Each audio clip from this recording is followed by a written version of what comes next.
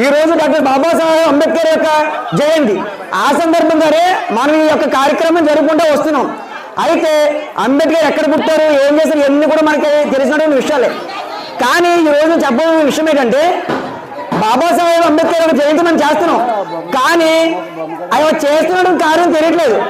బాబాసాహెబ్ ఆయన ఏం కోరుకున్నారండి? మనం అందరూ కూడా చదువుకోవాలని కోరుకున్నారు. అలాగే మనం అందరూ కూడా రాజకీయ నాయకులు ఎదగాలని, దేశాన్ని ఆడాలని కోరుకున్నారు అన్నమాట.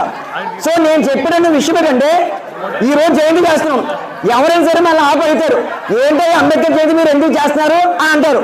వారికి మనం సమాధానం చెప్పేవారుగా ఉండాలనేదే నా కోరిక. విషయం ఏంటంటే, డాక్టర్ బాబాసాహెబ్ అంబేద్కర్ అంతర్జాతీయ నాయకులు, ఒక జాతికి చెందినటువంటి వ్యక్తి కదా ఆయన.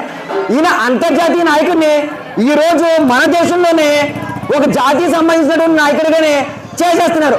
అంటే పలానా కులానికి చెందిన వాడి కిందనే. కానీ ఏంటి, ఆయన అంతర్జాతీయ నాయకుడు, మన దేశంలో జాతీయ నాయకుడు. మనం ఆయన కోసం తెలుసుకోకపోవడం వల్ల, తెలుసుకున్న వారు ఆయనకి కోసం చెప్పకపోవడం వల్ల అంబేద్కర్ అనే పాటికి ఒక కులానికి చెందినటువంటి వ్యక్తి అనుకున్నారన్నమాట. కాబట్టి ఈ యొక్క కార్యక్రమం పురస్కరించుకుని నేను ఏం చెప్తున్నానంటే, ఈ యొక్క కార్యక్రమం చేస్తారు, చాలా హ్యాపీగా ఉంది.